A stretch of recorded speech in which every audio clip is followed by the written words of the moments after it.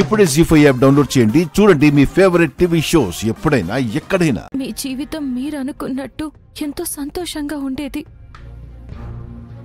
ఎలాంటి దిగులు లేకుండా, భుజాల మీద ఎలాంటి భారాలు లేకుండా ఎప్పట్లాగే అందంగా సాగిపోయేది.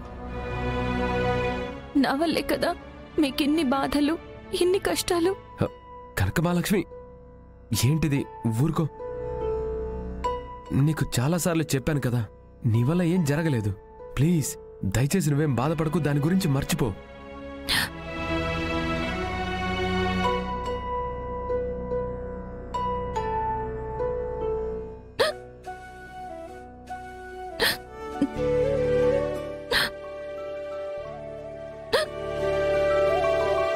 కనకమహాలక్ష్మి, ఏమైంది? ఏమో తెలీదు విహారీ గారు, సడన్ గా ఎక్కిళ్ళొస్తున్నాయి.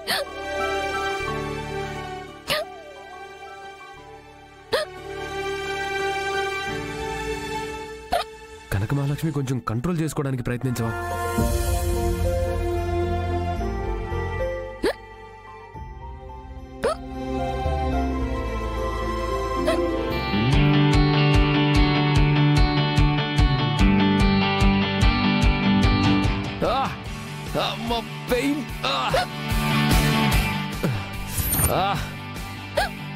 విహారీ గారు, ఏమైంది? నొప్పి, నా వల్ల కావటం లేదు కనకమహాలక్ష్మి. నొప్పి. అయ్యో, నొప్పిగా ఉందా? చాలా బాధగా ఉంది కనకమహాలక్ష్మి. అయ్యో విహారీ గారు,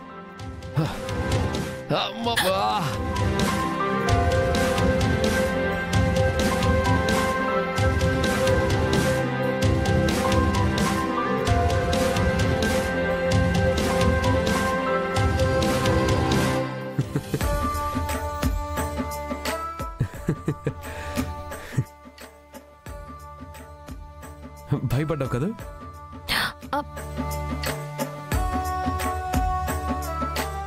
నాకు తెలుసు నువ్వు భయపడ్డావు అని చెప్పి. నేనేం భయపడలేదు. నువ్వు భయపడ్డావు, అది నాకు తెలుసు. ఒప్పుకోవచ్చు కదా, నువ్వు భయపడ్డావు కదా. హే, నువ్వు భయపడ్డావు.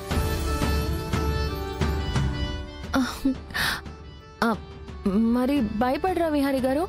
ఇప్పటి వరకు బాగానే ఉండి ఒక్కసారిగా అలా నొప్పి అని అరిస్తే భయపడరా? అయినా ఎందుకు ఈ నాటకాలు? మరి లేకపోతే ఏంటి?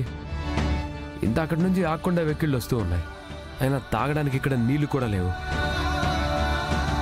బా, నీ ఎక్కిళ్ళు ఆపడానికి ఇదిగో ఇంతకన్నా మించిన మార్గం దొరకలేదు. సంతోషించంలే. మీరు చేసిన పనికి నా ఎక్కిళ్ళు ఆగడం కాదు, నా గుండె ఆగిపోయేది.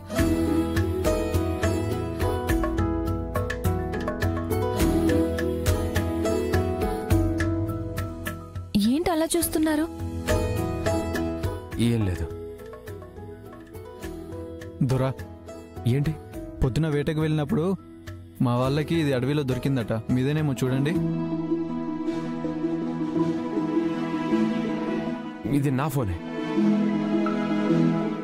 Thank you very much.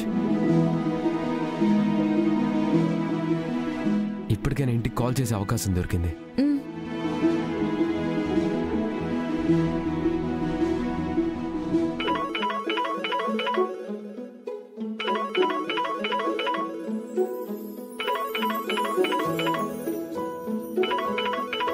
Vihari, Vihari, hello Vihari. అమ్మా. నాన్న, ఎక్కడికి వెళ్ళిపోయావు నాన్న? నువ్వేవైపోయావోనని ఎంత కంగారు పడ్డానో తెలుసా? అసలు ఎక్కడున్నా? రాత్రంతా ఏమైపోయా? ఇంతకి లక్ష్మి ఏది? ఎక్కడుంది? లక్ష్మి కూడా ఇంటికి రాలేదు. అమ్మా, అమ్మా, ఒక్క నిమిషం ఆగమ్మా. నువ్వు కంగారు పడకు. నేను లక్ష్మి ఇద్దరం క్షేమంగానే ఉన్నాం.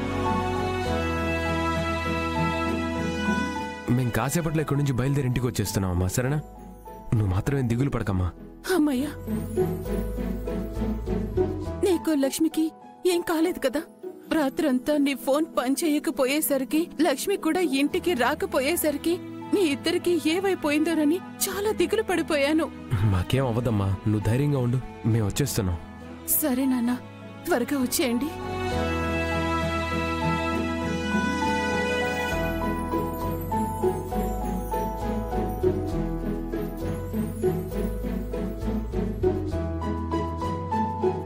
యమునమ్మ గారు ఏమంటున్నారండి?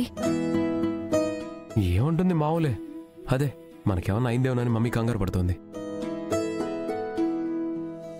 కనకమహాలక్ష్మి, ఏ మాటకు ఆ మాట చెప్పుకోవాలి. అమ్మకి నువ్వంటే చాలా ఇష్టం. నా గురించి ఎంత కంగారు పడుతుందో నీ గురించి కూడా అమ్మ అంతే కంగారు పడుతుంది. అసలు నువ్వు ఏమైపోయావని తెగ అల్లాడిపోతుంది తెలుసా. లక్ష్మి, పాపం మన కోసం అమ్మ చాలా ఎదురు చూస్తూ ఉంటుంది. మనం బయలుదేరదామా?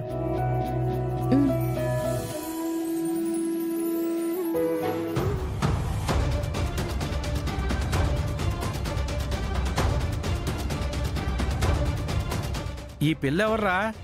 ఎందుకు తోలుకొచ్చినారు? ఏం చేసినది? చాలా పెద్ద తప్పు చేసినది పెద్దయ్యా, అందుకే ఇట్టా తోలుకొచ్చినాం. ఆ అమ్మి అంత పెద్ద తప్పు ఏం చేసిందిరా? మన ఊరి పొలిమేరలో ఉన్న నాగతల్లి పుట్టని ఈ అమ్మి కాలుతో తొక్కేసినది. ఎంత అపచారం, ఎంత అపచారం!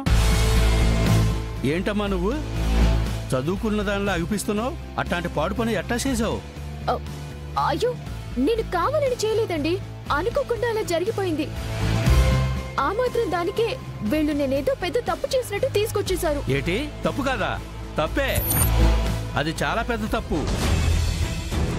మేం మొక్కే సిట్టి తల్లి అమ్మవారిని నువ్వు అవమానించి చాలా పెద్ద తప్పు చేసావు. నిన్ను శిక్షించాల్సిందే.